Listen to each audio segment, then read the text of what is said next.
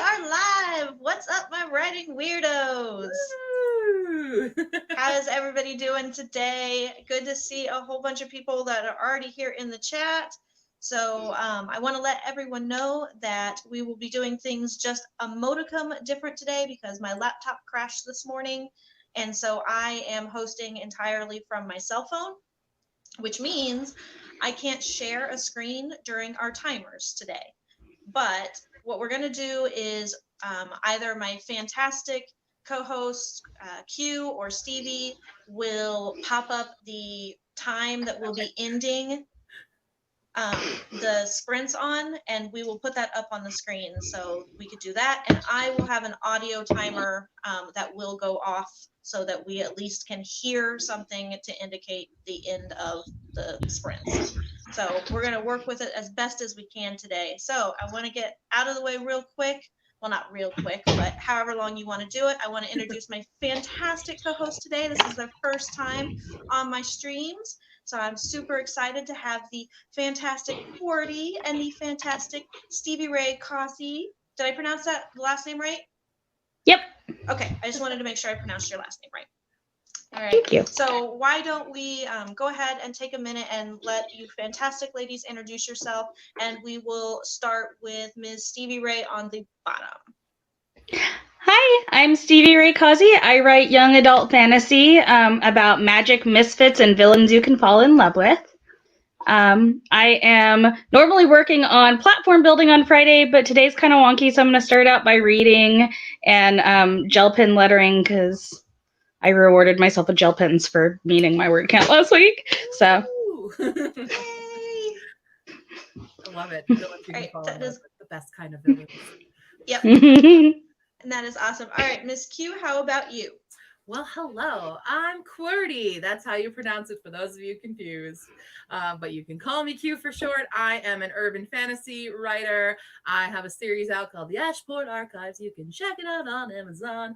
And I'm both an author tuber and a book tuber. So I do a little bit of both, and I'm here to write. And I finally have a finished outline for my fourth book that I was already writing, but I had to redo it. So we're going to work on that today. Woohoo! All right, awesome. So thank you so much, both of you, for co-hosting with me today. I thought that we would have and take the opportunity to talk a little bit more about character development, because I've had a lot of people ask me about developing characters recently, and I thought that would just be fun. I haven't seen it on any streams lately, so I thought we could talk about that. But let's see who all is with us right now. We have Ms. Destiny with us. Good to see you, Destiny. Thank you for being here. She was here, might I add, super early, so she's been hanging around for a little while, just waiting for the stream, which is really cool. We have Sky here. Good to see you, Sky. I love being your dragonling. And Jennifer Brown is here. Good to see you, Jennifer. Key is here. Nice to see you, Key. Dreams and hallucinations all. There are days. There are days. I am just that. I am a hallucination. So I'm just a delusion. We basically write controlled hallucinations. So I mean, we do. We do. All right, Ms. Eva Wrights is here today, and Ms. Haley is here. Ms. Spence, I guess I should say, is here. Alley Cat 107 also here today. Good to see you, Alley Cat. And Sarah Keefe. Hi, Sarah. Let's see. Very Bad Books is here. Hey, BBB. Triple B. Lauren is here, Divided by Sight. Good to see you, Lauren. Hey. A bunch of people introducing themselves to each other. Let me see here. Yeah, there's a bunch of people here I've never seen. So hi. Skipped on such a good crowd. Yeah. Wendy Scribbles is here today. Good to see Wendy. you, Wendy. Okay, doing this from my phone is getting interesting. Okay. All right, let me see here. Leora. I think that's the next one. Yes, thank you. Yes, Leora is here. Good to see you, Leora. And let me see here. And, Eva. Be in the cutie club. It's a cutie club. Chloe is here. Good to see you, Chloe. Thanks for showing up today. And Leora definitely confirming that this is the Cordy fan club. I appreciate you guys. That is a good thing. That is a good thing. For those that just popped in, like I said, we won't be putting the timer on the screen today just due to some technical difficulties of me having to stream from my phone, but we will be doing an auditory timer, and we will be putting something on the screen with the end time for our sprints today. So, and we also have Priya that just popped in. Not sure how long they can stay for, but glad to join for a while. I am glad that you're able to join for a little while, Priya. So, like I said, I wanted to talk a little bit more about character development, and I had somebody recently ask me how I go about developing my characters, if I base them on people, if I make them entirely up. So, I kind of wanted to see how the two of you do your character development. Yeah. Take it first, Stevie. Okay. Very excited.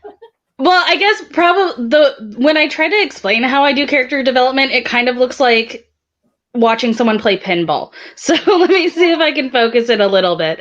I am super into like the psychology of storytelling, what we look for, why we tell stories, how we evolved as storytellers. And so I start with like emotive factors. What is the theme of the story? Not just what is the theme, but what's the opposite of the theme? So instead of saying, so like the first book that in my new series, The Weaver's Son, it's choice versus fate. And so if I'm developing the character and he needs to understand that, you know, your actions have consequences, then I'm going to work backwards from there. Well, psychologically, why would he not understand that? And psychologically, because of why he doesn't understand that, now what is the counterpart that guides him to it? So I take a really science-based approach to an artistic thing, and I try to marry them, and it gets messy, but I love it so much. That's really cool. I really like that. I am definitely not a science approach because I'm not that smart. But well, we'll see how it comes out in the end. Like, don't call it smart until you've seen how they end up. I have Biblies, I call them.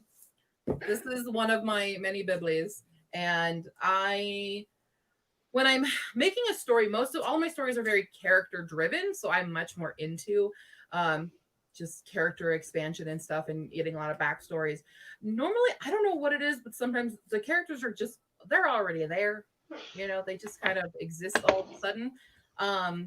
For Ashport, I kind of wanted to explore the idea of found family, but everyone being very individual and having kind of a representation scene that also melds together into one unit. So once I kind of figured out what elements I wanted, aside from just like, okay, who's my vampire? Who's my werewolf? You know, having the basic tropes, like what does each one kind of bring? So I have some, you know, immortal characters that aren't so jaded with immortality. I have brand new characters who just became immortal, and how are they handling it?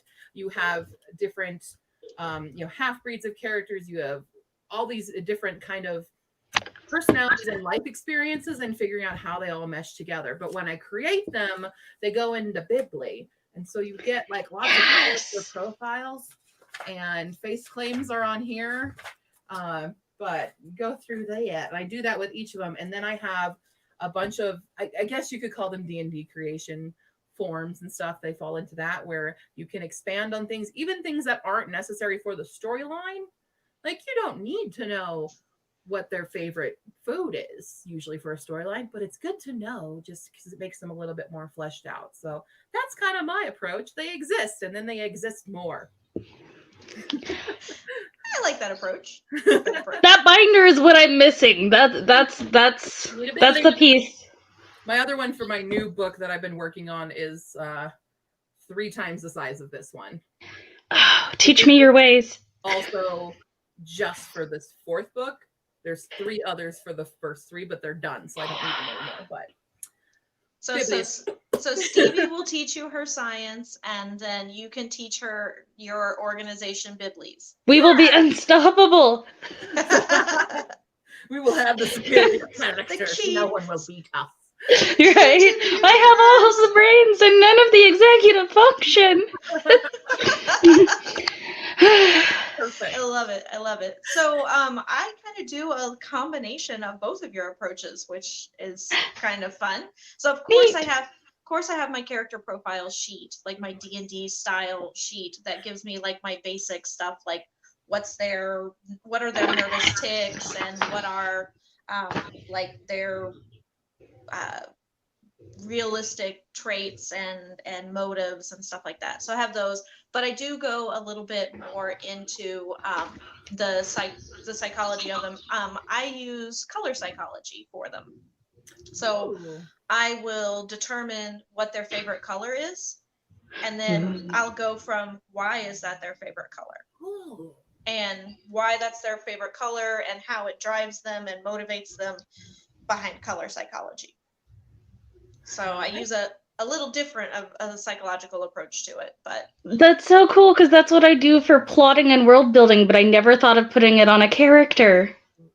yeah, How cool. It's I don't know how I got started doing it, honestly. It was an exercise that I think I pulled out of a book somewhere, of some sort of how to write books. And I didn't do it at first. Like, I did the exercise out of the book, and then I thought, oh, probably won't use this again too much. And then I found it again later on when I was starting to plot out my dark fantasy series, which I'm still working on. And I thought, I wonder why I associate the color blue with this book so much. And I thought, well, I associate it because I associate it with my main character. And why do I associate it with my main character? Well, I associate it with her because of lightning. And so what does blue tell me about her? And what does this lightning tell me about her? And then how does it expand out from there? That's super cool. Can you so if you get like a book cover that has a very specific like color tone, do you start already kind of deriving why you think that is that way? Yes. I do that a lot actually with, I do it a lot. First, I'll analyze why a person picked that particular book cover if, say, their website is in totally different colors. Ooh. Because I'll wonder why their brand isn't associated with their books more closely. But then I'll start to break down the color psychology between this book cover choices and their brand choices are similar because they share these traits, or not similar, or Now I want to hear your assumptions on the books that we can show you. Like, tell me this book. What's it about? What do you think? So, but yeah, so I do that a lot, which is why it takes me probably like 5 times as long to pick a book out as a lot of readers, because then I have to like totally figure out why they picked that particular color. And then I'll even look to see if like who designed the cover, and then I'll try and figure out from the point of view of who designed the cover why they associated it with that writer and that writer's story. So I can get really cool, though. I can go down the rabbit hole with it. I would do that with you all day, like for real. It's fun. It can be a lot of fun, but again, trying to get me out of a bookstore if I'm actually in a bookstore is damn near impossible. Yeah. Not from the whole just being a reader standpoint, but it's because I want to analyze the psychology of all the colors used in a particular book cover. Yeah. Oh man, I wish you were local, and I wish that we were able to go into bookstores, because there's one near me that is just perfect for that, because they will get in on it with you. And they'll be like, well, if you like that, then come look at this one and let's talk about that. Yeah. That would be my dream. I've never been in a bookstore where they've appreciated me doing that. Oh man, if you ever come to Washington, let me know. I'll take you. I may just have to come to Washington just to visit, because I've never been to Washington. Excellent. So it's just a reason to visit anyway. Heck yeah. So there's another reason. So we had looks like we had Brooklyn Musica that popped in and said, "Hi, you're running late, but no big deal. That is perfectly okay." And I'm sorry, it was Brooklyn Misha. Brooklyn Misha. It's very hard to read on my cell phone screen compared to reading it normally on my laptop. So a few people talking about the different color psychology. It's cool though, dragon shifters. Yeah, I thought that was really cool too. I like that their favorite color tends to be the color of their scales. I think it would be interesting to see, I think it would be nice to go into, like, again, why the color psychology behind why that's their favorite color. Yeah. Eva, I'll give you a caca, but I won't spoil anything. Don't worry about it. just a little caca. Oh, StreamYard jumped. Oh, that is so sad, Lauren, that the only bookstore near you is a Barnes and Noble. Tragic. That's very tragic. Now, don't get me wrong. Being in is okay, and it's good to be able to go in and get books. But they're convenient. They're convenient. They're very convenient, and they're everywhere. So that's nice that there are more books. How long? True. But I mean, it's nice that there are more bookstores. That there are bookstores that are around that people can go into, even if they're a chain. But really, the mom and pop or the small, like, just state wide ones that are like the little state chains is what I call them, local chains. Those are really the best to be able to go into, in my opinion. I love my little bookstores here. They're so nice. Yeah. I always said no one ever found like the original never-ending story in a Barnes and Noble. It was always an indie bookstore where you find adventure. Where you find the magic books. Mm-hmm. True. I mean, that's where Belle found her book. That's where that's where the never-ending It was story never a was chain. found. That's where we got a Mogwai. Yeah. Page Master Library. Right. See, library. I feel like we could do a whole like spiel on the ways that indie bookstores created adventure. Okay, so speaking of Page Master, though, so I watch. I don't know if you guys are fans of Star Kid, who do these really hilarious musicals. Oh, yeah. Yes. Okay, so Star Kid, Robert Mannion, who's one of the cast members, has been hosting these live streams where they read scripts and they act out the scripts and stuff. And I'm like, I want to do that, but my idea was to do Page Master, something that's book related and stuff. But I need a bunch of people to get in on it, and then we can do a live reading of Page Master. I'm in. Okay, I'll put you down. You're in. I'm in. This is fabulous. Yeah. I'm totally in. Any kind of like bookish movie, like that's what I want to do. Never-ending story, Page Master. That is perfect. Yeah. That is perfect. Yeah.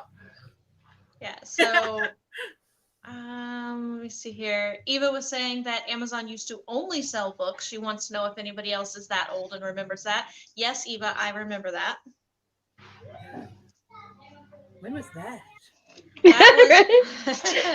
It was quite some time ago, Cordy. I know when Amazon was established, because it used to be a key code for our work. Uh-huh. So that was definitely, because they were established in 94. Yeah. So I know the exact day, which is sad, but right at the very beginning of when they like started, like before they were big enough to be considered established, even they were entirely books. And for the longest time, I was under that misconception that Amazon was still only books, because that's what they were initially. And it took me a long time to like realize that you could get more than books from Amazon. Yeah. So Leora was saying that. Huh? I just see people already being like, I'm in for this. So good. I've got a run. Awesome. So Leora was saying that they have a used bookstore here in NoHo called the Raven, and it's in a basement, which seems so appropriate. Haley saying, I don't even have a Barnes and Noble, but they have an amazing secondhand bookstore. and hopefully the shutdown doesn't permanently destroy them. Let's hoping they got in on that whole small business loan thing that not enough businesses were able to get in on. So, but let's hoping that they were able to.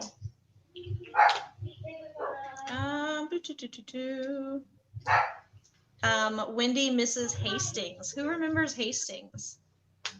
Hastings.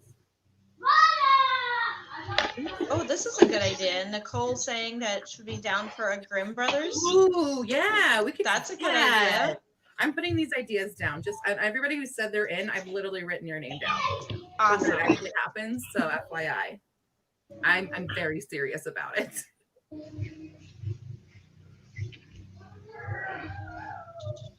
Let's see, it skipped for me.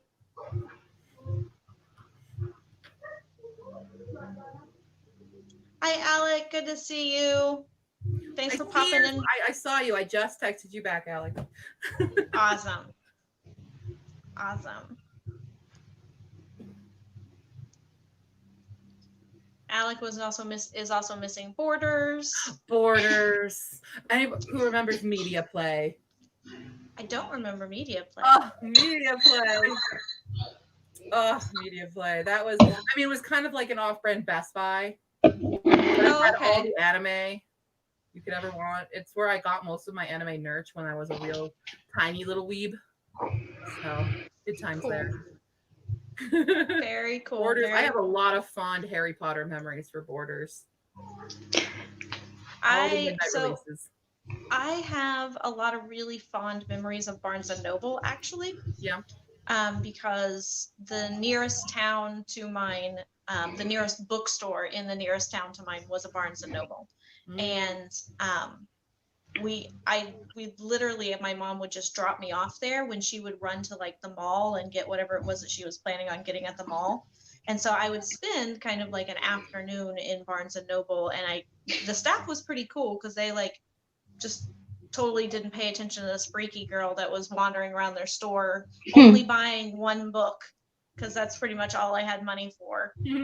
But did you sit in the chair and like read other books too, though? Because that's what my dad had us on weekends, and we would hop off at like either Barnes and Noble or Half Price Books in the middle of downtown when he had us, because he had nothing else to do with us, and we would spend the whole day there reading books in the bookstore. So rude. yeah, no, I did the same thing. I'd have a stack of them beside me, and I would just read. I would get through as many as I could possibly read while she was gone, and then I'd pick my favorite of the day, And then and that would be the one that I would buy, and that was if I was lucky, if she had given me money to actually buy books that day, and had. That's how I made it through like most of the Animorphs series was doing that on weekends, right? Yes, right. Yep. So there were a ton of series. That's how I made it through most of Stephen King's The Dark Tower series. Yeah. Was just reading that. So Nicole would spend hours reading anime at Barnes and Noble. Yeah. Man. Destiny misses Sam Goodies. I do remember Sam Goodies. There was one right beside my house. They didn't have a very good book section though. So they were more a movies and music than they were at least at the one in my hometown, because that's not a lot of readers in my hometown. I know, because I eventually grew up and opened a bookstore there, and that didn't go over so well. Now, Stevie, you mentioned Half Price Books, which is weird because I didn't know about Half Price Books until a couple of years ago when I went to visit my family in Minnesota, because we don't have Half Price Books in Colorado at all. And I had no idea that this thing existed at all. Oh man, yeah. Where in Colorado are you? I'm like Denver area. Oh, I was born in Alamosa. Oh, cool. My dad would. Yeah. So fun. Yeah. No. We had my dad worked at Toys R Us, and it was next to the Toys R Us, and so that's how. Yeah. That's where I got my first copy of The Hobbit, which I still have duct taped back together because it's been through some stuff. Sounds like my copy of The Eyes of the Dragon by Stephen King. Yeah. It's been through so much. It's like my 5th copy of it, because after a while you just can't duck it anymore. Yeah. So, yeah. But so it looks like Sarah wrote her first book at a Barnes and Noble. Oh, Aww. Now that's my idea of actually going someplace to write a book. Like I've never understood like going to a coffee shop, and I understand writing at a coffee shop because you're there, Yeah. and you know, I and feel you've so decided to small. write. But I feel yeah, bad taking up that much space all the time in a tiny little coffee shop, you know?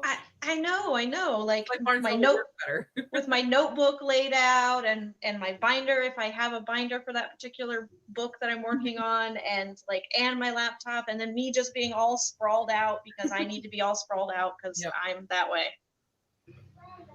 Let me see Yeah. here. I do remember for Borders though, when they did like the Harry Potter midnight releases, they would one of my favorite memories is because I was first in line because me. Because And that was I think it was for the release of the very last book that we were waiting there, and they actually gave the first 4 people one of each house, like banner. I was really excited about that because proud Slytherin, I got the Slytherin banner. But the guy House would, Slytherin. they both we counted down to midnight. The 2 guys who had all the boxes, and of course the boxes are all unique. They're all Harry Potter boxes, and they cheers some Red Bull. They like slammed it all down, and then they would open, and I got to collect a bunch of the boxes, which I then use for moving when I moved out for college. And so I became the weird girl who had all of her stuff in Harry Potter boxes moving into the dorm, and I used them. I saved them every single year. At least That is so excellent. You knew what your stuff was because you had all these Harry Potter boxes. Yeah. You knew it was your box. Bringing like collections of Harry Potter books, and the answer was yes. Yes, I just have 18 collections. That's all. That sounds completely reasonable. See, now I'm like sad that it's raining because she doesn't get to see the plot bunnies. Albus Dumbledore and Sybil Trebunley are my rabbits. Oh, Yeah. right. But bunnies are scary. Yeah, well, bunnies are scary, but Bunnies are Stephen Are they? has bunnies, and I'm very terrified of bunnies. Are you afraid of rabbits? Oh no! Did you watch Donnie Darko? Is that why? No, it's Because that put me off to rabbits for a really long time. like I can handle the Donnie Darko because it's not realistic bunny. It's real. No. I got bit. Horror rabbits, fine. Regular rabbits, no. Okay, let's see who else could have damaged that. Yeah. Like, No, so okay, what about the Holy Grail? Because my dad also traumatized me with that. It could have been the Holy Grail. No, the it's Holy not. Grail is It's fine. That bunny's fine. That bunny is Really? fine. Murder rabbits are okay. Happy rabbits bad. Well, see, my thing is that I got bit. I know. So- Oh yeah, that happens. And they got some serious teeth, and I had to have Yes, stitches they from it. do. Sybil is sassy. We don't pick her up.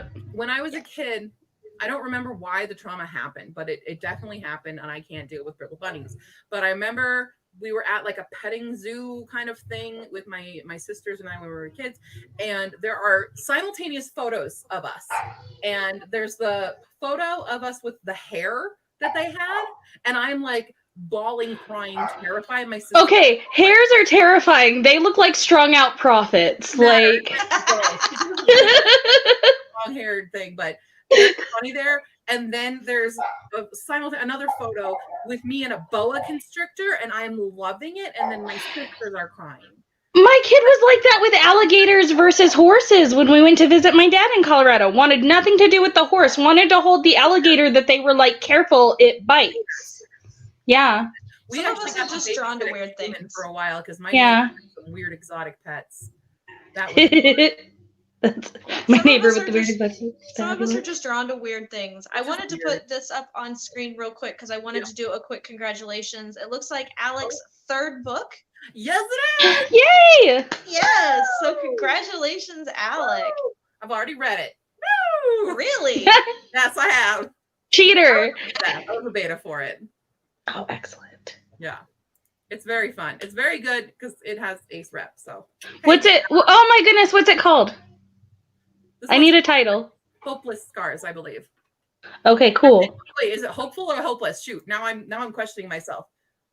Now you get a double Hold on. check. Hold Now on. you get a double check. Let me go back to the beta group. I feel bad. And it's on camera for everyone to know. Hopeless is the second one. Sorry, it's Shameful. Shameful's the third one. My bad, Alec. I feel bad. I knew that too. Like I knew it. Okay. Really good. So Sarah is here. Hey, Sarah, good to see you. And she's saying that she wrote all of her books at Denny's. Oh, And Denny's. then she's all self-deprecating. I somehow doubt that very much, Sarah. Thank you very much. Tell us that you're all garbage. Hey, it could have been worse. You could have written about an IHOP. There's that. There's that. Perkins. I write mine at Perkins. Chuck E. Cheese. That's where the garbage books come out from. Chuck E. Cheese. Chuck E. Cheese. Some days. Oh, that's cute. Black Crown. Yeah, I think that's pretty cool. That's a cool name for it. Black Crown Coffee and Co. It's hard to say though. Black Crown Coffee and Co. Black Crown Coffee Co. Yeah. Kind of got to get your mouth around it. You have to be paying attention to the fact that you're saying it. Yeah. Black Coffee Crown Co. Oh wait, no. Black. Hey Chris, good seeing you here. First time on my channel. This is my friend Chris, who is local here in the Phoenix area with me, and we are really good friends. We're part of the same critique group together. So, well, hello. But yeah, so Chris was the same as me. My first book that came out way back in 2007, I wrote pretty much all of it on my lunch hours too during work. And that was when I was working overnights for Walmart. I was the donut person.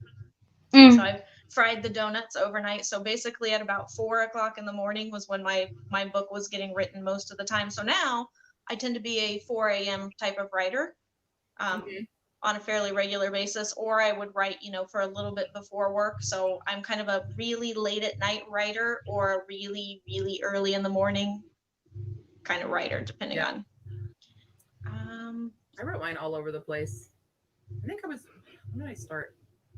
I think I started writing my first one. I think I wrote it in 2013. I didn't publish it for like 3 years, but I wrote it. I started it for a nano.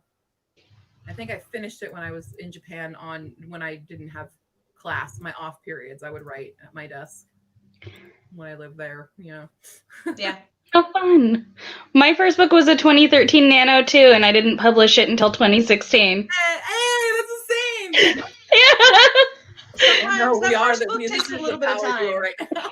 Yeah, no, I didn't write it linearly, and I didn't keep track of anything, and it was terrible to put back together. It really did take that long. Yeah, my I first. still wish I could go back. Yeah. First Yep. Book, it took forever. I'm glad that my first book is not in print anymore, so that I could pull it and I could rip it apart and I could rework it. It's actually the dark fantasy series that I'm working on now. And have been working on in my off time of other projects, and I'm just trying to piece it back together and make it better than it was. So, so Sarah was saying that all 5 of the books were learning books. She was not being self-deprecating. I have a whole series about my learning books. It's called Cringing at My Old Writing. And I read my old ass writing on YouTube, and it's not good. Sometimes I use dolls. I haven't quite gotten brave enough to read my old writing yet. Yeah. My old stuff is from like when I was a teenager. Like I've kept everything that I've ever written.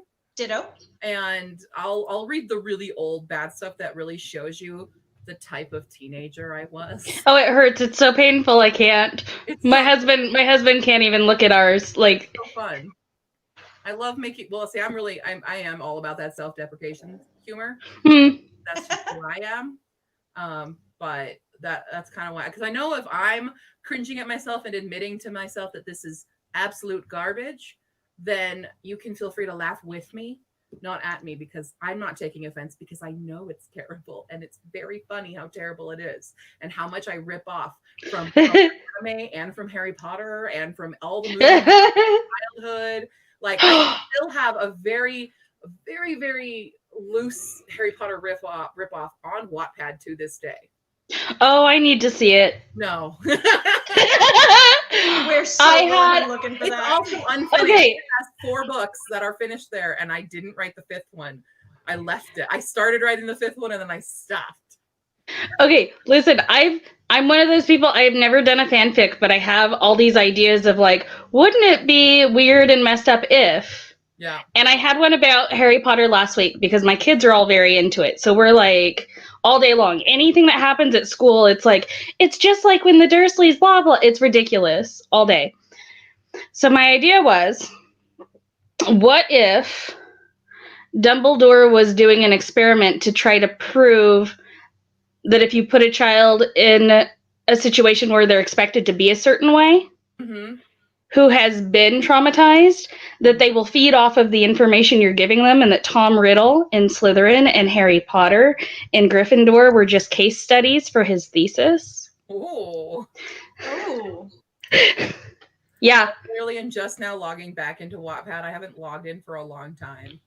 Oh, I don't think I've logged into Wattpad for like I even forgot what my first book was called there. 8 years. Oh boy. I have notifications. I guess people are still reading it. That's fun. It's still bad. So Oh my Nicole is- goodness, I love Liara's comment. Oh, yeah, I know, right? At least she's like, at least I'm At least I'm consistent. consistent. That sounds like me. Yeah. I'm consistent. I'm consistent. That's what's important, is I'm consistent. Right, So Nicole really wants to see this very loose Harry Potter. I posted the first one in our private chat if you want it. Or I guess I can't post it there. I'll give it to you, but you guys cannot make fun of me because it's really bad. Okay, let me try and pull it. Let me try and pull it off of the private chat. This might be interesting to try and do because I will say book 3 is my favorite.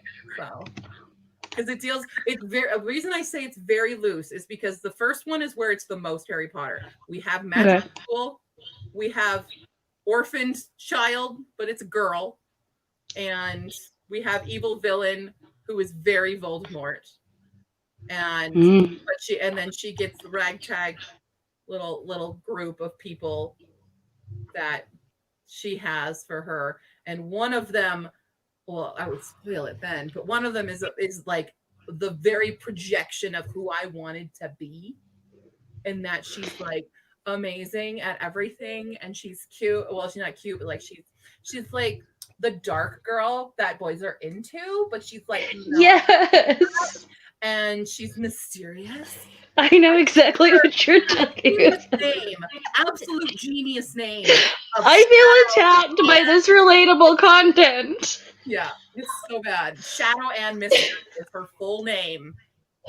I feel like She's my favorite character and will always be. I feel like this is exactly relatable to how I felt in high school and how I wanted to be in high school. I still think, if I went and decided to ever publish this, it would never publish because people would be like, it's Harry Potter ripoff, Harry Potter ripoff. And I'm like, yeah, it is, but still, you're gonna like it. Like, there are only really 7 types of stories, guys. We're all retellings. Come on. 15-year-olds in the early 2000s would love this shit. That's what I have written here, and there are 4 books, and I'm never finishing it. Well, it's now officially posted in the comments, so have at it. People can go and check it out. I will definitely check it out. I'm excited and impressed from like a storytelling perspective on like past you hitting all the tropes and deconstructing the patterns. Like, good on you. A good take on like character creation, because these characters still kind of exist in my worlds today. They've just evolved now. Like 100%, I have a Shadow and Mystery character in all of my books. But she's slightly different. Sometimes a guy. Speaks a bit to character development. How appropriate. Like if you have read my books, I will tell you that Eugene, because I had to have a character named Eugene. It was one of my old pen names, Eugene Chinongo, bad pen name. Is very much a base idea of what Altair is in my current published series. He's evolved into that, but if anyone is like, this is definitely from an old book, it's Altair, because I love Altair so much. But yeah, and Kai is very much my dark love interest in that old one, and so he's evolved as well. It's great old tropes. You love them. It's wonderful. It's wonderful. I embarrass the shit out of myself by giving that to you guys now, huh?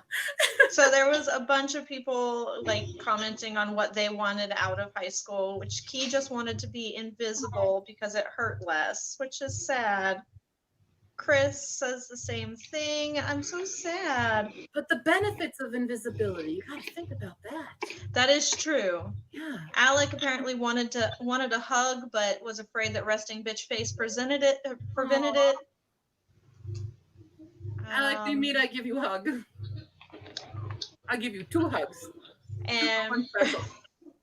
Persephone says that they were the amazing invisible girl in high school. Mhm. So that's understandable. So in my traditional fashion of really bad segues, I think we should probably get to writing because that's We have to write? we have to write. What? What? Wait, is that what we showed up for? I forgot why we're here. We're here mostly to chat. This isn't a social call? Like, everything is Zoom now. Just face it, it's TGIF. And oh my god, I just got the best news. What? Okay, so I am officially in underwriting right now for my house, which means that we will be able to close on it in like really short amount of time. So Congrats! Yay! Decorate. We were talking about decor earlier before you got on, Stevie. Yeah, so there's a bunch of stuff that I'm gonna have to do to this new house when we get into it, but just to make it like how I want it. But the nice thing is it's this really quirky old house, and everybody was like all the inspectors were like, well, it's an old house, you realize that? It's an old house, you realize that? You're gonna have to replace this. And we're like, we like that. We don't need to replace that. Is it haunted? I don't know, but I hope so. Yeah, me too. I like how they're like, well, it's an old house. Yes, I don't know how to math. Thank you for letting me know that something from like 1918 is considered old now. Like, well, and here's the thing. Here's an interesting thing about Arizona. What's considered old is not what I would consider old, because I'm from a town that was founded when it was a fort for George Rogers Clark. Like for Sacagawea and the whole like westward, like that's how old my hometown is that I'm from. And so when people say old, I think something is 300 years old. But here, when they were referring to my old house that I'm buying, it was built in 1956. It's not even as old as my mother. I think that's my new favorite phrase that I've heard this week. It's not even as old as my mother. I'm just like, I don't even consider my mother old. Like, she's always like, I'm an old lady. I was like, no, you're really not. You're not 300, mother. Like, be a castle and we'll talk, Mom. Yeah. See, meanwhile, my kids are asking me things like, did they have pockets when you were a kid? Oh my god. And it's not, okay, like, we were doing a homeschool unit on, like, the pioneers. And the garb that we had pockets. How old do you think I am? Anyway, things that hurt your soul. Oh, that was the best laugh of my whole day. I am happy to provide. Are you old enough to have pockets? Did they have pockets? Did they have pockets? Okay, my face is so red now from laughing. I love it. Okay, yeah. So apparently everybody else is loving the whole good. My house isn't even as old as my mother. So feel free to use it. Alex said that their kid had to ask them what a corded phone was. It's a new phrase. It's a hot new phrase. It's like fetch. We need it on t-shirts. Like, you need to get this on your branding. My house is not even as old as my mother. Put it in a book somewhere so that you can market it and have it forever. Oh, I can market it anyway. So down in the links below, there's a whole merchandise channel for me. As a matter of fact, I'm drinking out of my... See, look! I'm drinking out of one of my merchandise coffee mugs. So it's got weird as fuck on the front. and then on the back it says "You were warned." Oh, need it. So no matter how you drink out of it, somebody's gonna get a warning about you. I have no merch. I don't know what I would even do merch as. So I have a bunch of t-shirts, coffee mugs, throw pillows, stuff like that. That's all linked down below. QWERTY is linked down there as well. Stevie should be linked down there as well. You guys should totally go and check out channels and subscribe and do all of that fun stuff. Unless you're afraid of rabbits, then do not follow me on Instagram. Okay. There is that. So do not do it. They are everywhere. I am afraid of rabbits, but I'm not afraid of looking at them. I'm only afraid of like being in their presence. So ooh, nightmares. Yeah. So I can look at all of Stevie's like Instagram stuff. I just can't. You can listen to me talk like a dweeb to them too. That happens. That takes the edge off of like their scariness when I'm like, look at you, Mr. Grumpy Butt. What are you doing? Like, why do you look like you have a mustache? You're a rabbit. Yeah. Hey, I am sure that they are amazing to like read your writing to, like, you know, because some people will read your dogs. I should try that. You should read your writing to it to see if it has a natural flow and sound you have, and they'll probably enjoy the crap out of it. I don't know why I suddenly want you to like comfort and be nice to your rabbits, because I don't like rabbits, but you feel guilty about like how bad you don't like them, and so you want to like spare their feelings by having me read them bedtime stories. Have you read them bedtime stories? If I was gonna read them a story, and actually I've considered doing this one, I would read them The Tale of Marlon Bundo. Okay, that makes sense. Not but yeah. I mean, maybe. You're not gonna read them Peter Cottontail? Okay, we had the old school version of that, and there was one that we were surprised in the background. It's like, here's a man with a gun. I don't even know. It was like those tiny little old, well, yeah, no, it was creepy. That one's sad. Don't do it. Don't read the classics, guys. Unless you pre-read them before you take them to bedtime with your toddler. Like, I do read to my dogs occasionally. I read to them. And it's really funny because I don't know, I think they just like being talked to. But my dog Lucy, she's a training dog, so she's actually fairly smart when she doesn't choose to be dumb. But she will be full on, like I'll read her Harry Potter because you know that's what you read your children. That's exactly what I was just thinking of. So yeah, exactly. I have video proof of me doing this to them. But Lucy will be like into it. She'll be staring at me like, what is going on? Harry did what now? He's on the night bus.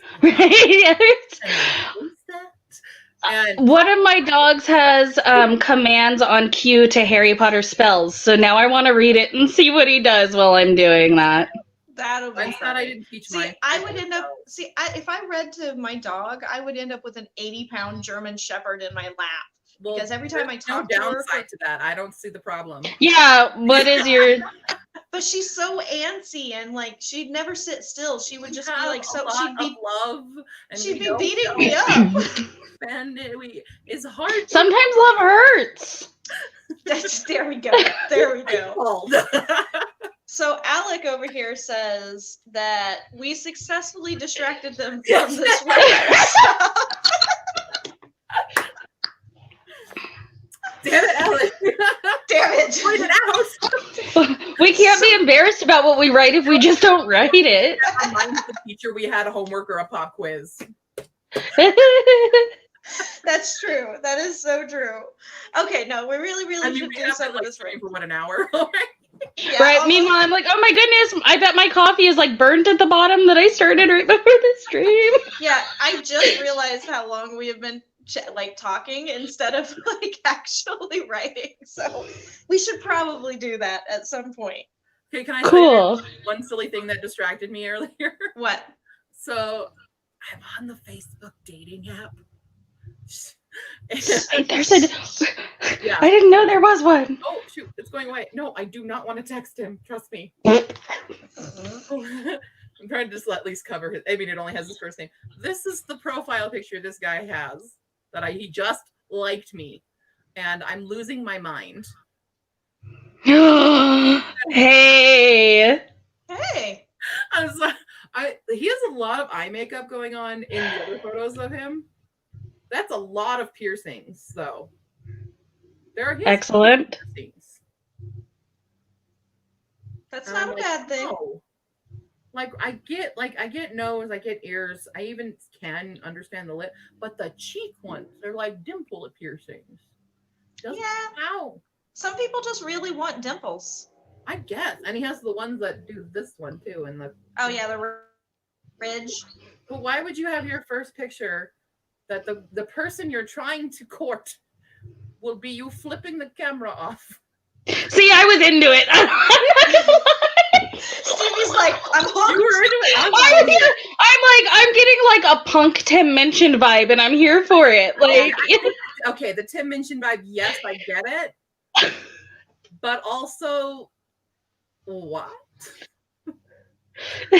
I don't know. I don't think this is a good first impression when you're trying to like say yeah, no.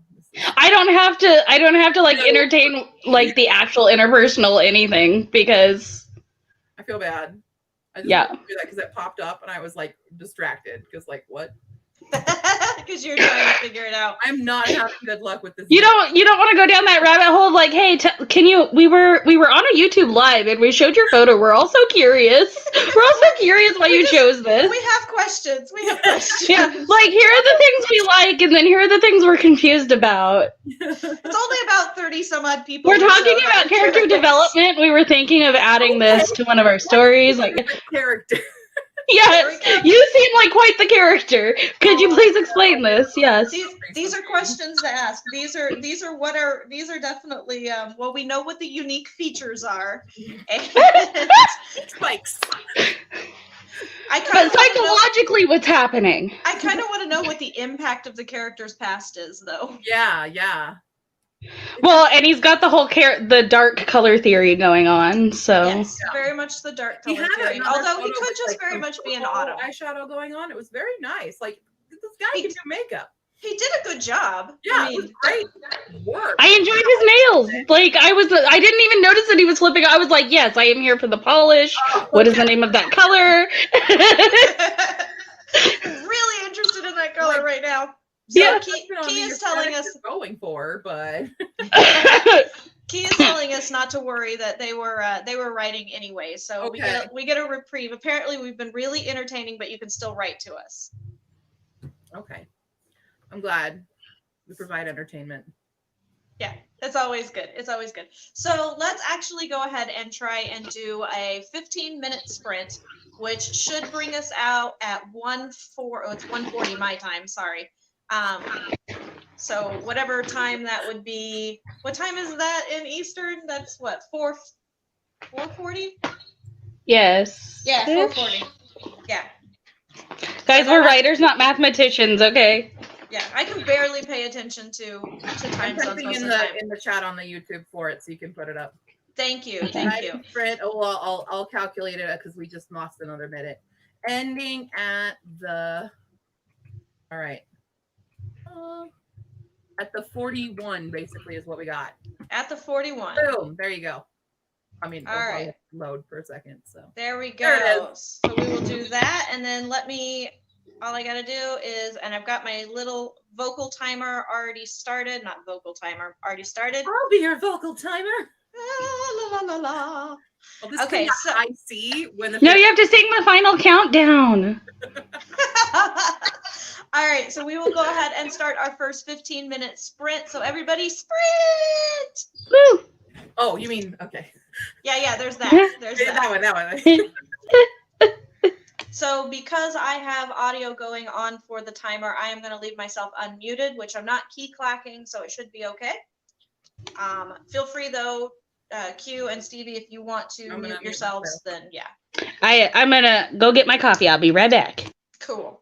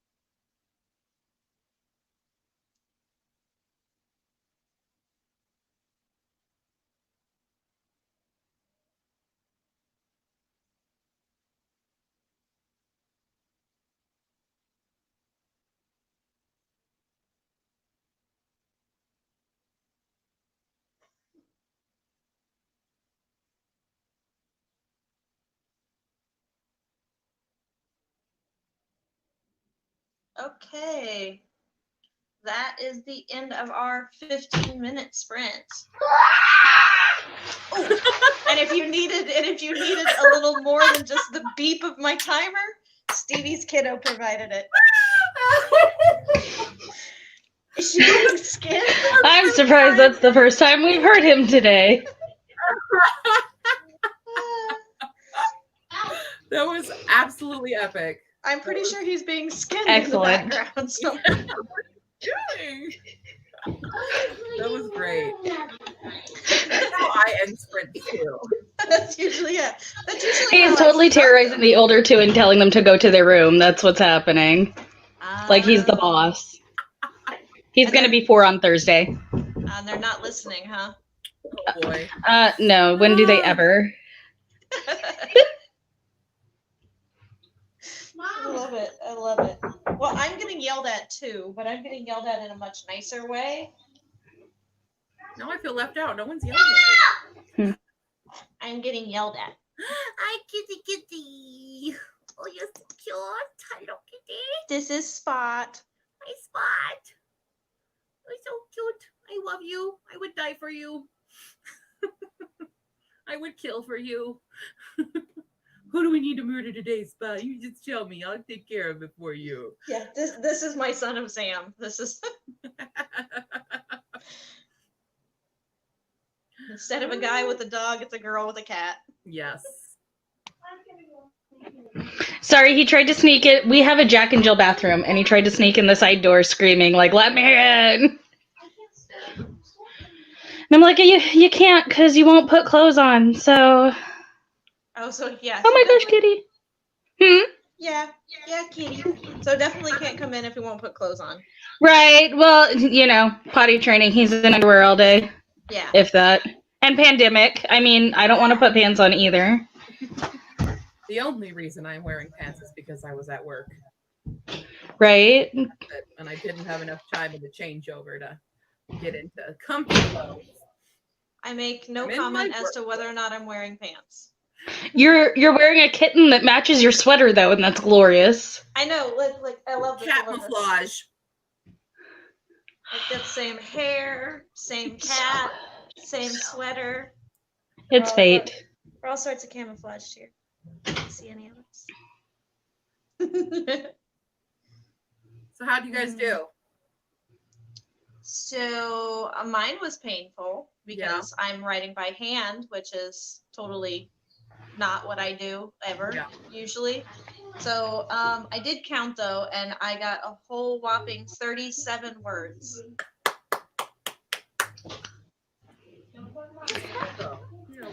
I got coffee, and I also hand wrote, but I only got 2 words. That's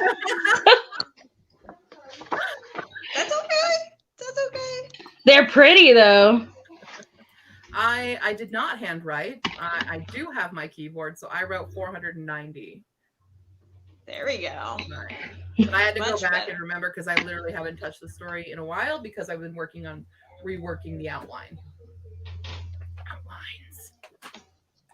Outlines are good though. Outlines are good. Once we and get not already though. I'm so mad. Already, I was like, oh, there's a plot hole. Think about that plot hole. Oops. Oh, I hate when that happens. Yeah. Already the characters are misbehaving and I'm not appreciative of it. So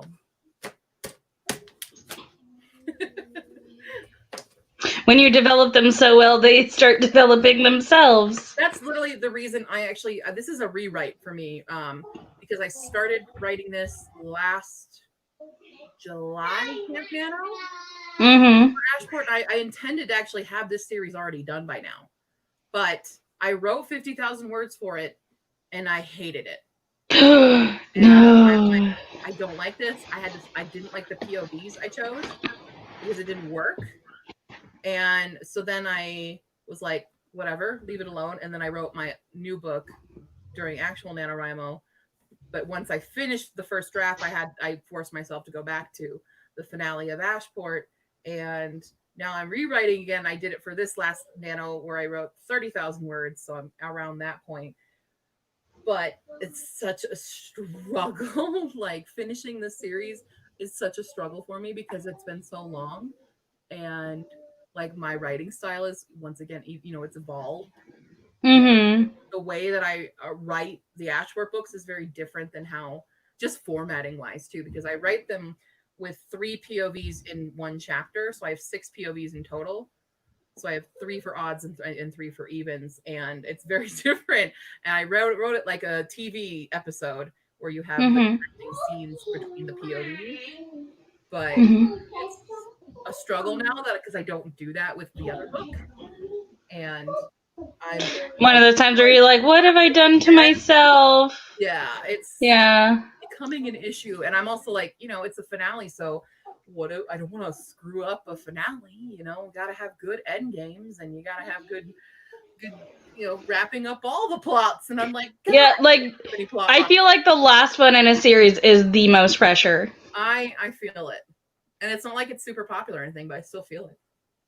It's still, yeah, it doesn't matter. It's still your ending. Yeah, it's still your ending, and Yeah. The emotional labor and the inner critic and oof. The culmination of years of learning, it's a big deal. Yeah, Yeah. it's a lot. And I finished, like, it's solid now. It should be solid. It should So- go the way I need it to go. Eva was wondering if you had cawed. No, she did not caw. I She don't didn't have give to- anything there's away. No spoilers. I have said no spoilers. No Zero spoilers at all. Hey, Devin, welcome to the stream. Hi, Glad you came Devin. in to see us. We are having a very chatty Friday where we're just having all sorts of fun and cracking each other up. So No, we're very it's all serious people here. yeah, it's No all a good serious thing. literary discussion. It's academic, purely. I just realized that I'm doing things right-handed because I'm mostly right-handed, but I'm totally putting my hand in front of the camera every time I do it. It's like, you don't need to see anything. You're good. Yeah, you need to see nothing. We can tell that you wash your hands appropriately, like they look lovely. It's fine. Yes, and I got great nails going on, so it's all good. You do. Let me see here. We have all sorts of demands for me showing my pants. Not gonna do it. Not gonna do it. Siawoki was in a bit of a panic at first, but then found inspirational images. Always Nice. good to have. There are talks about a secret group. I kind of want to know what this secret group is now. You can't bring up a secret group and then not tell us things. Why am I not invited to the secret group? I know. I want to be included. We're about to have the author 2 version of Fight Club. Come on. Come on. Yeah. So Alley Cat Nobody 107 didn't writes do in anything. Author Group Club. The first rule of Author Club. Don't Stevie, write. is don't write. It's don't write, just talk for 2 hours. Talk for 2 hours. I'm really excited actually for you guys to see. I have a new video coming out soon. I still need to edit it, but it is called Yoga for Writers, and it's very much this. So I hope you guys enjoy that when it comes I'm out. stoked. It's a good I look thing. forward to it. Coming out. I'm trying to have a very regular schedule, but some of them are just fucking weird. So welcome. That's my favorite. You're welcome. Those are my favorites too. I mean, come on, my whole That's true. shtick You're is weird as about fuck. being weird. So that works. I'm only on the internet for the weird. I don't know Yeah. what other people come here for, but that's what I'm here for. I come here for weirdness, karaoke, and writing. That's what I come here for. And I get both karaoke and writing in my streams, so I just might as well throw weirdness in too. Hell yeah. So when other people have weirdness, I get attracted. So Writing and karaoke is a petri dish for the weird. Like, that is just inviting all of us to your little community. Mm-hmm. yeah, yep. I love it. I love our author tube karaoke. It's so fun. Makes me happy. I've been having a lot of fun with it. I did not expect it to go over as well as it went over, honestly. It's good. It's so fun. That's what it also kind of inspired me for my script reading thing. Oh yeah? It's doing, because now I'm like, okay, so it works having this many, people on, and then the Robert Mannion thing is like, okay, let's make this twisted and put this into writer terms and it's like I could do this. I could do this. Yeah. So many options. Eating a bagel. Eating a bag I of. was sipping on Pepsi too. It's empty now, but that's what I had in here. I wish I had a Pepsi right now, or a Coke, or any kind of soda, but I'm trying not to drink soda I gave again. up on that life. I've done that before. It does not work for me. I must have. I keep trying to kick the habit. So once upon a time, before my hearing got really bad, I was a 911 dispatcher. Mhm. And so I would literally bring like giant jugs of soda to work because soda was like, it had the most caffeine and it didn't make me have to run to the restroom all the time. So I would have those giant jugs of soda, and it was just like trying to kick that habit after 12-hour shifts was really impossible. I've got it down to where I just drink a little bit of soda like every day now, but I go through this routine where every so often I'm trying to kick it, but it's really hard because I associate it with being at a desk and working at a desk. Yeah. So, Oh, it's hard when you Pavlov yourself. yeah. No, you said you were a dispatcher. That what? Huh? You were a 911 dispatcher? Yes, I was a 911 dispatcher. Do you have a weird story from that? What's the weirdest call? I have lots of weird calls. It's a good My favorite one though is the 4-year-old who helped me deliver her baby brother with her Dora the Explorer shoelaces. What? That's my favorite one. So I got a call from a mother, and the mom was like so far along in her labor. She had no car and she had no boyfriend or anything like that to get herself to the hospital. So the mom was so far along into labor that basically all she could do was like scream on the phone, but she had managed to dial 911. Yeah. It's totally legit. So her 4-year-old little girl was trying to give me all the necessary information, but then the little 4-year-old informed me that she thought she could see her baby brother, which meant that he was crowning. Yeah. So I essentially had her go. I told her I needed her to get some type of string or something like that, and she said the best she had was her Dora the Explorer shoelaces, and I was like, that will work. That will totally work. So she did that. She went and got a pan full of hot water, as hot as she could run it. I mean, it wasn't boiled, but whatever. But she went and got hot water, and she went and got her mom a pillow so her mom could be a little more comfortable. And basically, he had kind of gotten tangled up a little bit, so he didn't end up coming all the way out, but the paramedics did get there in time to catch. So that's one of my favorite stories, and that's how I got my stork wings. But that's how actually that some of the like me being a 911 dispatcher is written into my A Touch of Darkness and A Touch of Madness books. So that's why they are so heavily police procedural. Got it. That's crazy. Thank you for that. Yeah. I love crazy stories like that. Yeah. One of my favorite events was, and I won't tell the story about what led up to it, but let's just say it was a really, really bad night for 911. I mean, a really bad night for 911. And the dispatch station was within walking distance of one of my favorite karaoke bars. And so after I got off of shift that night, it was like 11 o'clock at night. I got off of shift. I immediately walked myself down to the bar, ordered a shot and a beer, and like pushed my way to the front of the karaoke line and looked at the guy, because I knew the karaoke host, and looked at him and told him, I said, you need to put me in the rotation and you need to put me in next. I have got to get some emotion off of my chest and I got to do it right away. And he's like, sure thing. I'll put you right in. You'll be the next singer up. Not a problem. And this chick got really like belligerent with me. She's like, we've been here forever. Why does she get to go? Blah, blah, blah, blah, blah. And all I said was, look, I'm having a really shitty day, and just let me sing one song and I'll wait 2 rotations. I don't care. And she was like, we all have bad days, honey. And I was like, when you have a bad day, you burn a burger. When I have a bad day, people die. Yeah. And she was just like, you just assumed that I work at some burger joint?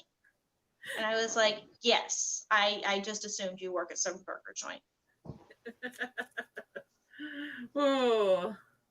So, What did a you sing little that bit of attitude. But yeah. What did you sing? I think I ended up singing Three Little Pigs by Green Jelly. Okay.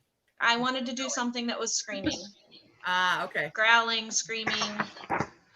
Oh, it looks like Leora is checking out on us. Hopefully I had a chance to say goodbye before you headed out, Leora. Thanks for coming. I appreciate it. I'm really behind on the comments, guys. I'm sorry. Not too much. It's hard to do this from the phone. Yeah. If Doll does this every week from the phone, I bless her heart. Yeah. Like if she does this all the time from her phone, holy crap. Mm-hmm.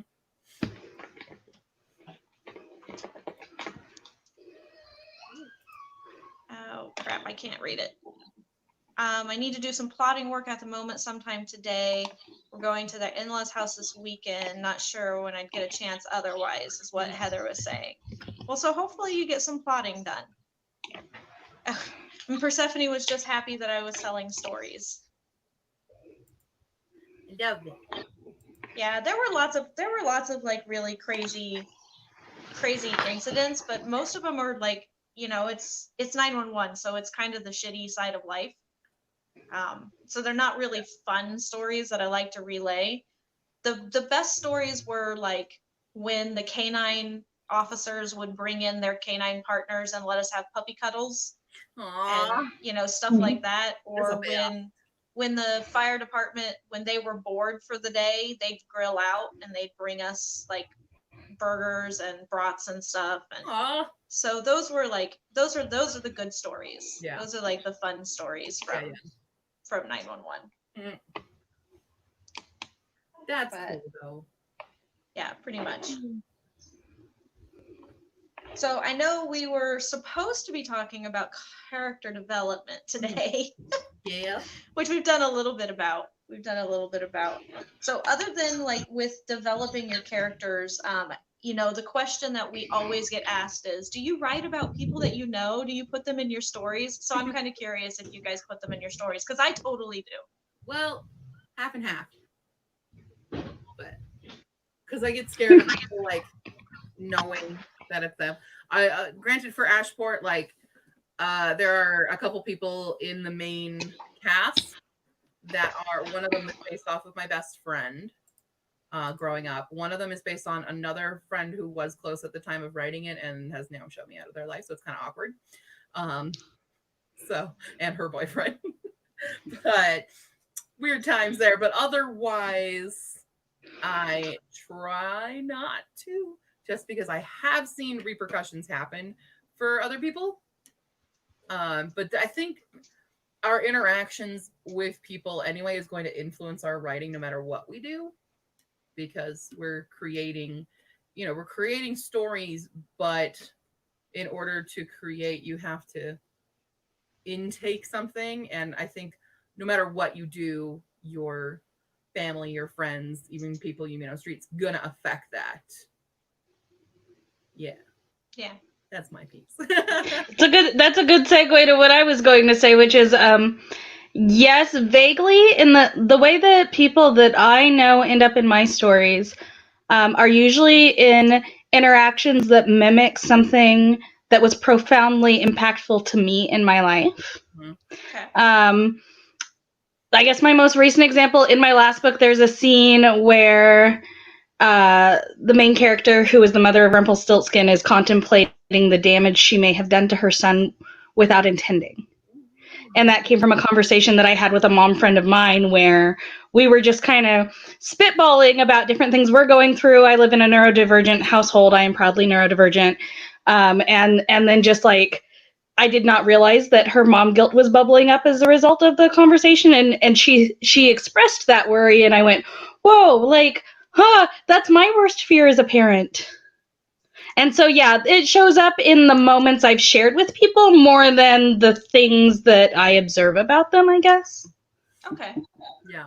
No, that makes sense. No, and Yeah. see, I mean, I share like small moments and things like that, but I do base a lot of my characters like, so my last book, Karaoke Jane, that is based on an actual segment of my life. Mhm. So it is just a retelling of that segment of my life. And the conversations, the dialogue and things that are in that book are legitimate conversations that were had. Names are changed, sexes are changed, gender identities are changed. Mhm. Like all of that stuff is kind of changed up. But I know that people that know me would go back and be able to like recognize some of those conversations. Mhm. And like my A Touch of Darkness and Touch of Madness, the main character in that is actually based on a person I do know. And it's a little bit of me thrown in there, dabbled in, because I think we all self-insert quite a bit. That was the next one I was actually Indeed. thinking about. It is the ups and downs of self insert, because it's something that I fear a lot. I feel like it's something that I don't like people telling me for Ashport. So my main character is Levin. And I give her some experiences that I've had, but people are always telling me when I read the book, I just see you as the main character, and I don't like that, because I don't know why there's such a knee-jerk reaction to being. I think it's more played towards women, especially as female writers, that we get the Mary Sue self-insert trope happening to us a lot. So obviously we're not as creative as men are. Oh, they insert all over the place. But it's such a criticism that we have to fight more as women than male writers do. And that's, I always have that reaction of like, I'm not Levin, but I give her my experiences, I give her certain ones, I change a lot of it, because like Levin also lives in Japan. She's in a different world than I was when I was there.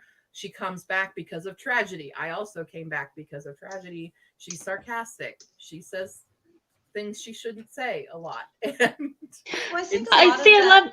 culture I think a into lot it. of that boils down to it's the whole write what you know thing. I was gonna say that. Yes, It's that. make or break.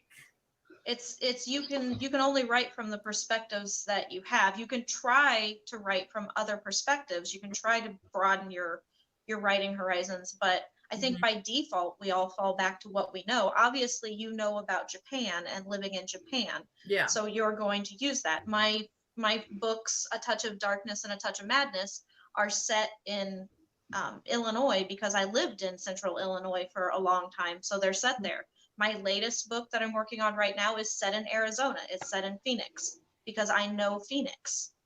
And those elements are what make it like relatable and believable, whether it's I've been to Arizona so I can see that in my head, or I've left because of tragedy so I can relate to that.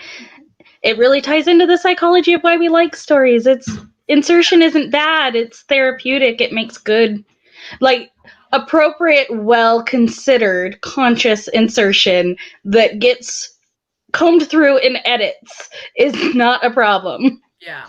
Yeah. I'm gonna add my little caveat. Yeah, it's a little caveat there. Yeah.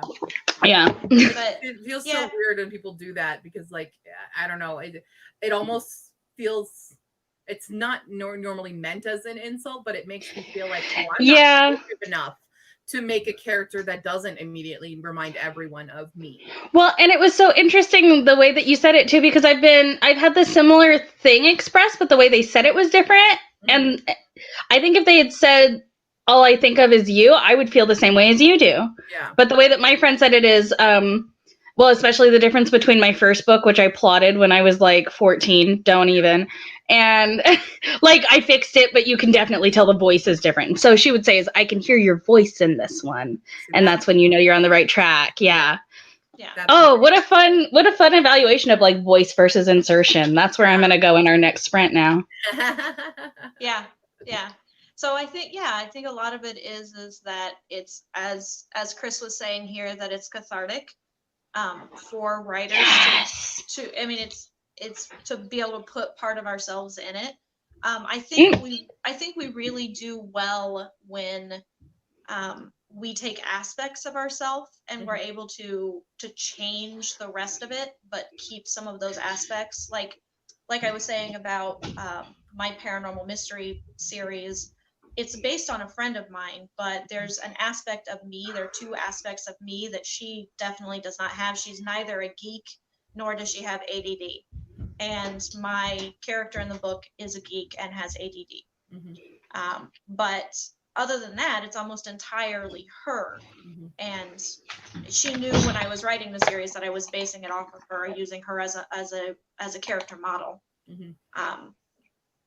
So Eva was saying that she sees you more in her. I see Cordy more in her book in dialogue. Every character or some of them. I don't know. She's very good at dialogue. Makes me laugh in book and Thank out. You. The snark is me. I'll admit that. Yeah. And Alec is saying that they think that the whole hold on. Ow, I just got attacked by a kitten. That the whole don't insert is dumb.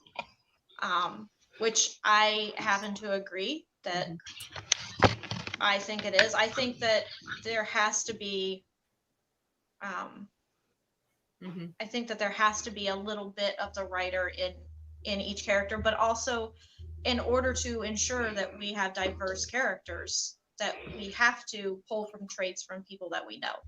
And we have to, or people that we don't even know, but people that we see on the bus or subway or, whatever, which I do a lot of that. Yeah, this is kind of funny because this is kind of in the realm of like unpopular writing opinions. Another video coming out soon on my channel.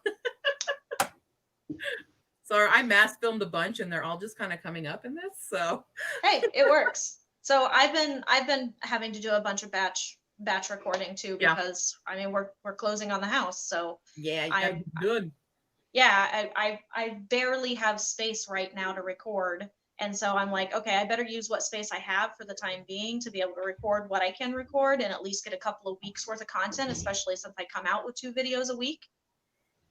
And it's like, I need to be able to, to be able to do that. So it looks like we got a shout out specifically. Hi. Hi. I think on my channel for a long time. Yeah, I was gonna say, I think this is the first time I've seen you on my channel, so welcome.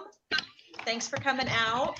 I've got kids following me since I was in Japan. That's how long. Wow, that has been a while. that free name. That's a lie, Leora. Yes, you do.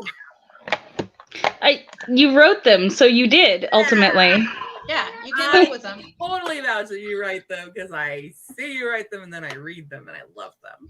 Yeah, and on top of that, I've seen you be plenty snarky and comebacky on chats and things like that. So, has anybody here? Have you guys read anything by Leora yet? Because I have not gotten to read anything yet.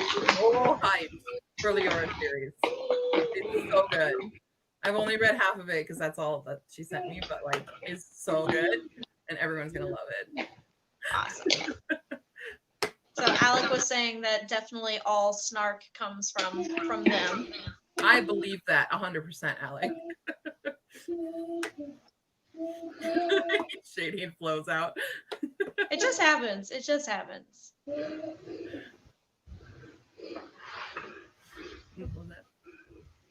What I hate is that StreamYard occasionally highlights some of these so that I can't read them and then doesn't highlight other ones so that I can read them just fine without having to zoom in on my screen.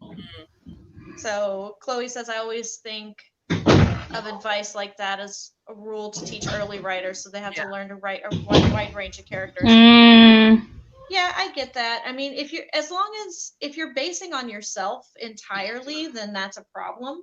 But I think that it's bad advice to tell them not to base them on people that they know, which I actually have had teachers say, don't put people that you know into your stories, don't use them as character models. And I'm always like, well, then how am I supposed to understand or know what the perspective is? Because let me tell you, in A Touch of Darkness, Abby is a 6'1" African-American woman.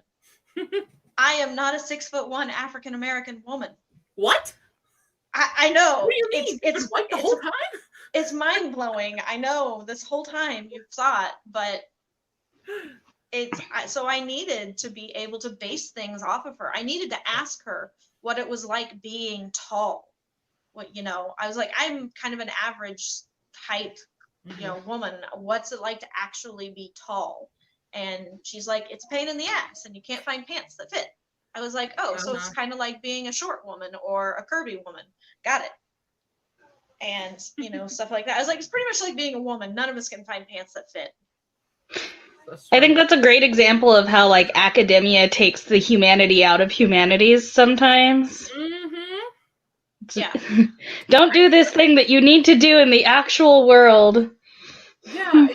It's interesting, like all the basic, like the big writing opinions that you see across the board, like with the don't self-insert, don't write people show, don't tell, but then write what you know, and then just like prologues are evil and stuff. I think those are all like, oh, where'd we go? Oh no. We've lost our host. We're hostless. Oh, no. How can she ever expect it to come back to it in one piece? There we are. Sorry. But anyway. Oh, we missed you. We didn't know what to do. I think my phone was just like, holy crap. For beginner writers, those are what those advice are so that they can grow to it, because like the show don't tell thing, you can over show a lot, but you don't want to completely only tell. I think there's balance in the original writing advices. I still don't see you, BZ. You still don't see me? Do you see her? Do you see me, Stevie? I see you. Okay. I see. Can YouTube see you? I don't know. Can YouTube? There okay, we go. Good. Now you're there. It did the same thing that it happened when Stevie first joined, where I could just put a name and then nothing.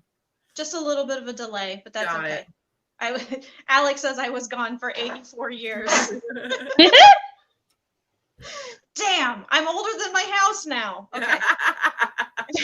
Wait, but your house would have aged as well. You can't be older than your house. Yes, that's not how time works. It was a time travel thing. It was a time travel thing. Oh, okay.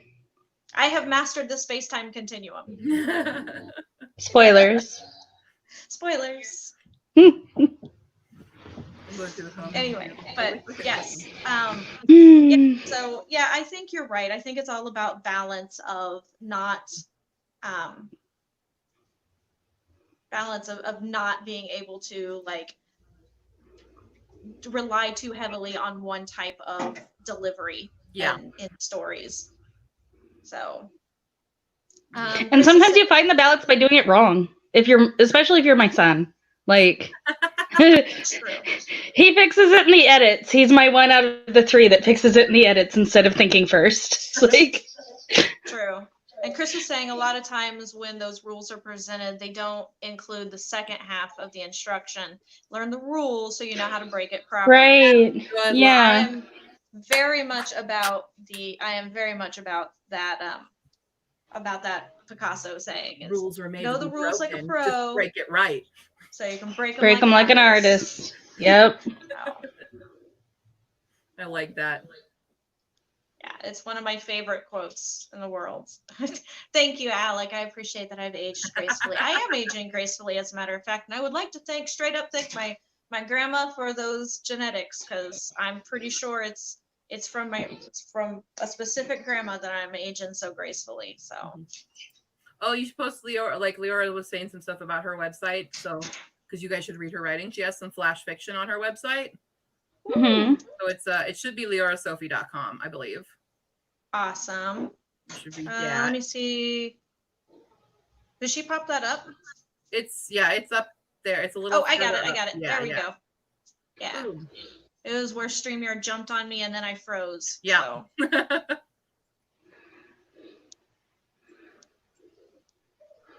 And yay, Leora, thank you for editing chapter 17. I can't wait to read the next ones. I literally just finished reading her new chapters last night. So, as Chris was saying, the code is more like a guideline anyway. More like guidelines. More like guidelines. So, all right. So we have enough time to do another 15-minute sprint, which I think we should probably at least do 2 of them in, in 2 hours. The thing where we do the thing with the words and make them go in the rows and Yeah, we're gonna do that thing where we march letters one by one after each other, and then we occasionally use some negative space in between there. Sure. We're going to insert ourselves into it heavily. Yeah. Yes, Let me just do very that right now. heavily. I am actually at a point in my, because I'm working on character development for my dark fantasy series today. That's what I'm writing on. And so I'm actually at a point where I am probably going to insert the crap out of myself into this particular character just because I identify with them. I don't know if I can. Excellent. For this one, I'm in the middle of my teenage black werewolf and my immortal pansexual, also black fairy. Excellent. So not quite the inserts. Although Sen, I insert my humor into my snark. Sen gets the snark. Yeah.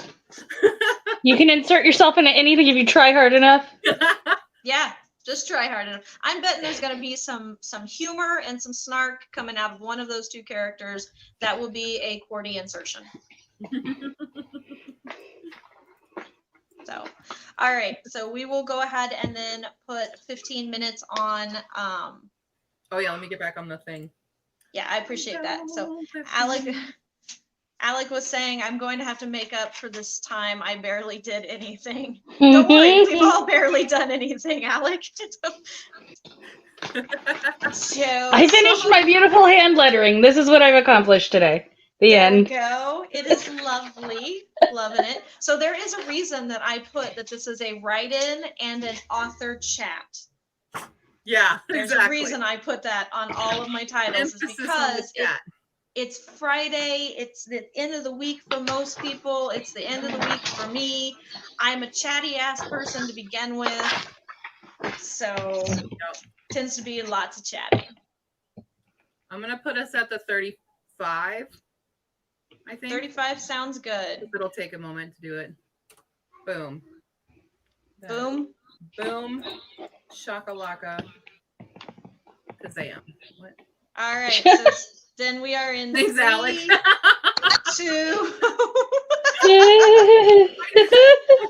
Alec, it brings me to The Jerk. Have you guys ever seen the movie The Jerk? Yes! The poor black child. Oh my gosh, yes. I grew up on that stuff. Classic. Oh man. All I need is this chair and this ashtray, and that's all I need. And this remote control. And that's all I need. That's all I need. And this service. All right, so let's get started on this sprint so we can at least say that we were somewhat productive. Yeah. We were. Totally. We will do that. All right, so coming back at 35, and I've got an audio timer. Sorry, I dab a lot for some reason. I don't know why. It's a condition. There is no cure yet.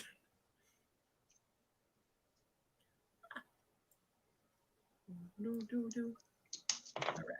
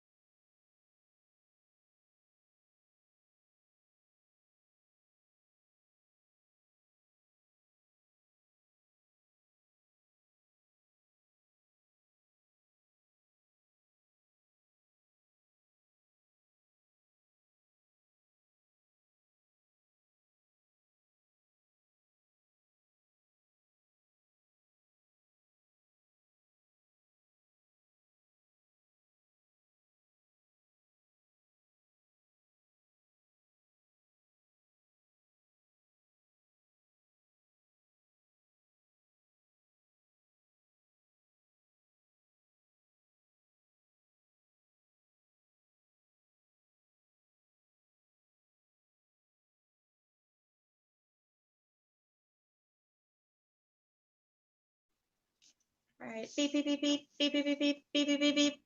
Because I totally forgot to unmute myself in time for the beep, beep, beep. I was in the zone. Sorry. How dare you? It's fine. So my partner is here trying to fix my laptop. Ooh, yay! Get a little bit of him in the background, trying to help me out, trying to figure out what's going on with it and why it's all weird. So how did everybody do for the last sprint?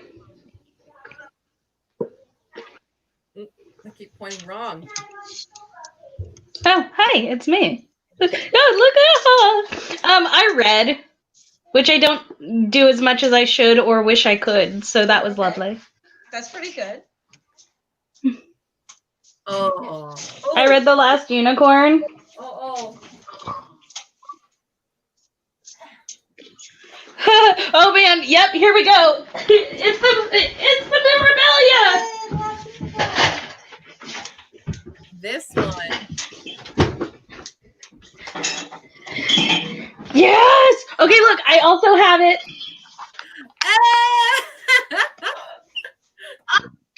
I do not have it. I have the movie cover version too. I have 3 copies, guys. It's a problem. Movie, but I don't have the book.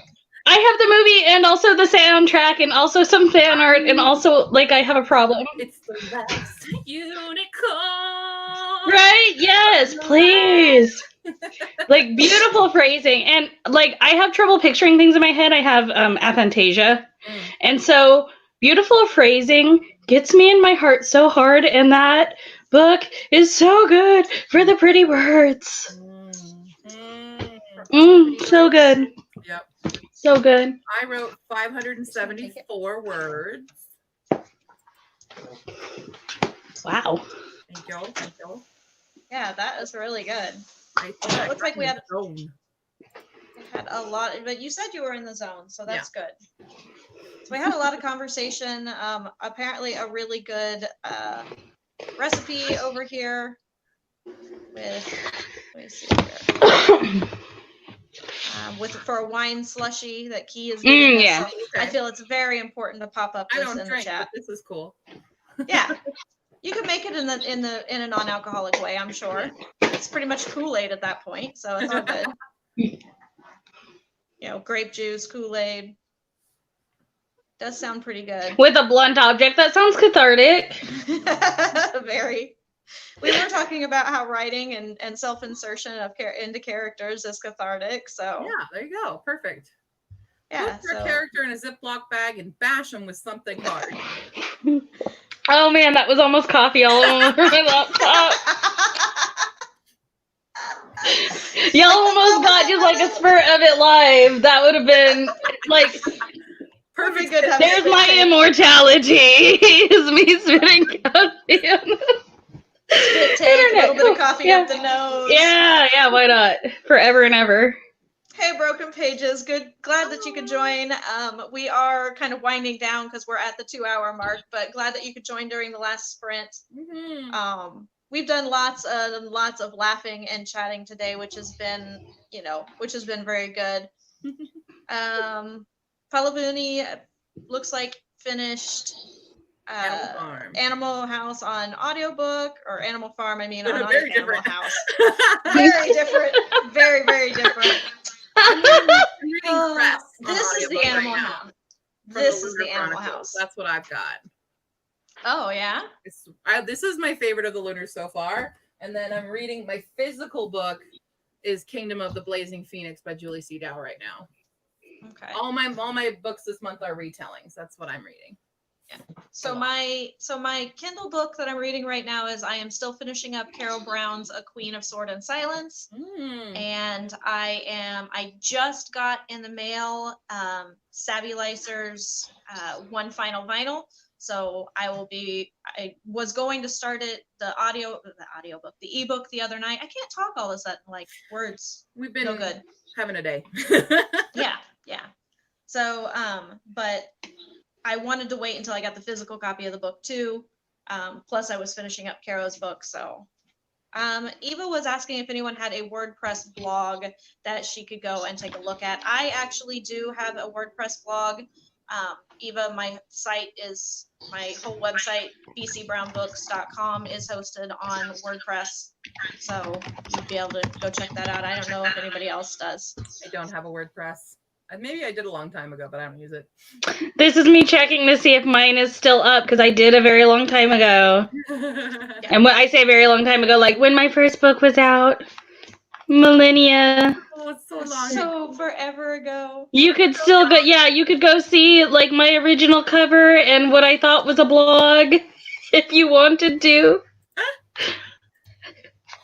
It looks like it is there. It's still active, honestly. That's what I'm surprised. I'd be really surprised if my oh man .net account was still active. I got some Avatar fans down there. Fabulous. Yes, it turns out I do have one. Oh boy. Oh man. And it's just my name .wordpress. You can see me with like there's a pizza mascot holding my first book, and at an event I did, I made some choices. I made some choices in some places. It's documented. I'm going there right now. Oh gosh. It's not so bad. Yeah. I like your little cover. Wait, is this the cover of the Anadonia Ring of Fire novel with the little like smoky character? That is one of the characters in it. That was a little cute. I love it. I want. He's cute and ominous. Of said character. Thank you. I'm gonna have to go as soon as I am back on the computer for sure, which it does seem to sort of be working. So sort of working. Well, yay, that's exciting. I'll see from here. It's not. It's like all of my settings are all weird now. Mm-hmm. So I don't know what happened to make it do that. So I'm gonna have to like go through and like play with some stuff. But I wish I'd found this before we did this stream, guys. Apparently, I wrote a blog post on character grief and character development, developing the grief of your character. Yeah. Blog. So it was for Google yourself before you show up to things. Yeah, Google yourself first. That way you know what you're talking about. You know what you knew. Right? I didn't know what I knew, man. The intricacies of character grief. Here we go. Oh, Lord. Oh, man. It's so painful. It's okay. I shared my Wattpad. You shared your WordPress. What are we? Yeah, right. This is a bonding moment, right? The exchange of embarrassment is a bonding thing. It's a pack bonding. Okay, I'm going to go and try and find this now. All right. Oh, no. I see it. I like that you have 2 pages, that you have like 2 homes. Yeah, I don't know how that happened or how to undo it, but yeah, I wanted to cover my bases. I don't know, man. This is of everything. How else are they going to reproduce? Well, let's go to order. You just double I was hoping that the blogs would just make more blogs by themselves if I put 2 of them in a room together. I can't order your book on your website. I should update this, is what I've learned. I'm going to put some... I can't wait to see you at Northwest Authors on July 29, 2017. Let me go back in time for a sec. I'll go check you out there. You know what? I think my actual website, I might need to actually change things, considering BookCon is canceled. Yeah, I haven't had a website in a while, but maybe I'll clean up this one since it's still there. Since you've got it, might as well try cleaning it up. And I wonder if I can get into it. Now that'll be the Thanks, guys. This has been an adventure. It has been. It's been great. So, yeah, we've gotten to revisit ourselves of old. I don't have anything that's like out there for like people of I take that back. So if you go into some of my videos and go into my playlists on YouTube, you can see me doing like old karaoke. Yes. Okay. So there's that. I'll be okay. Bye. Go now, Erin. So there's that. There's also a really old interview of me with my book, A Touch of Darkness, when it came out. So there's that. And it's from like a hometown like my hometown morning talk show. My friend Darby was the host of it and ended up inviting me. So we had a few people get some more stuff done. Chris got another 280. Chloe just about finished this batch of edits. Yeah. Chris got a total of 571 for the stream, which I'm glad that you were able to get some word count done. That's really good. Alec is going to go back into the editing cave, which I feel like we all know what that is.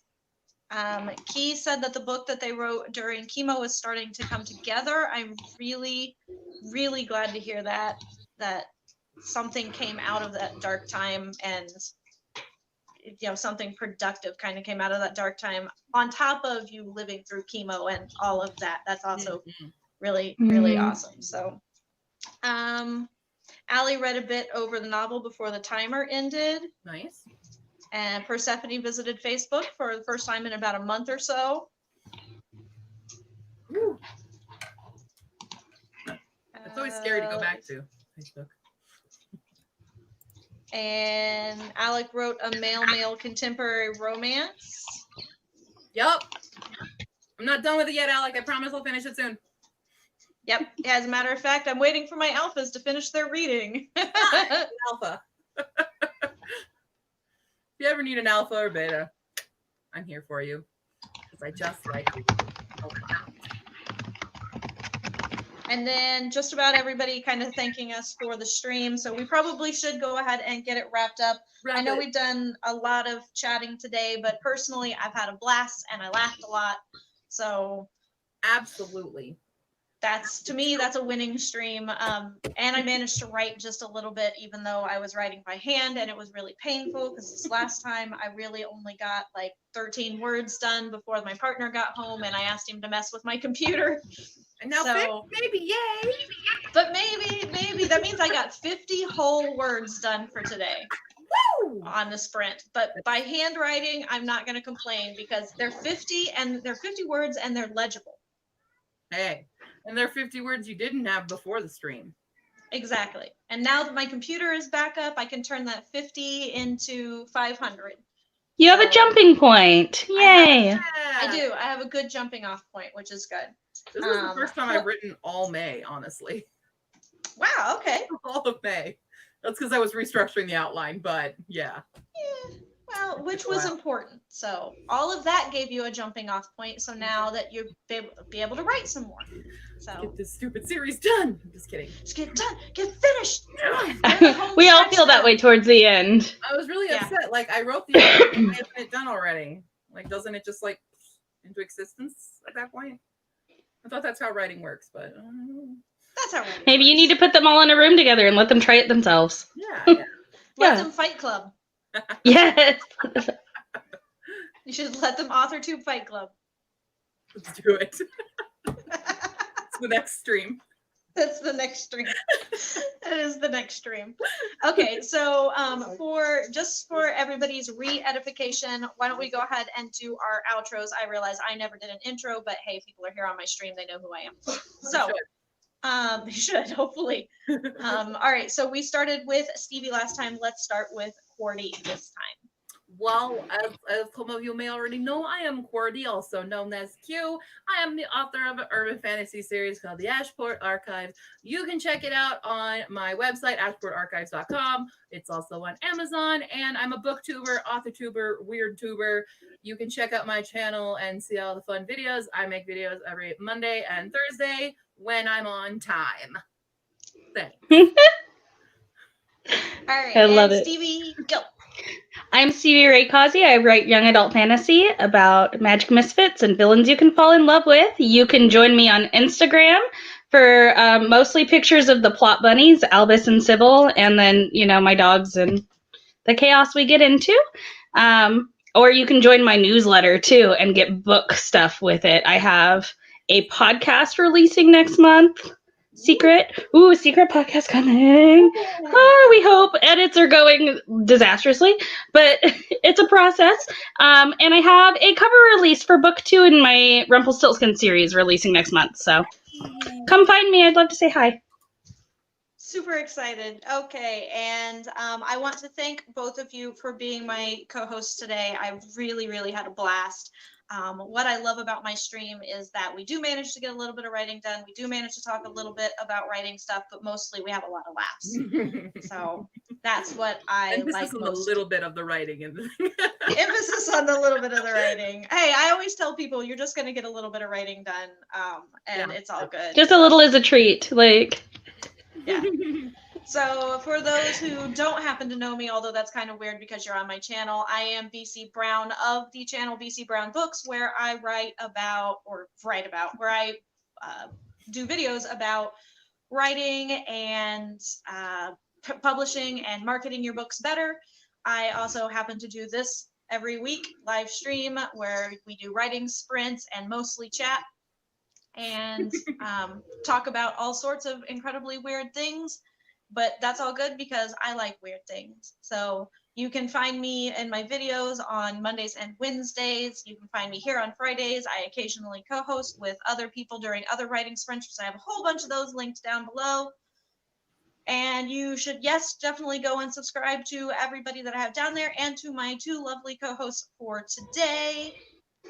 Again, I want to thank everyone for coming out. I had a whole bunch of fun, and thank you so much. I will see you again next week. Bye.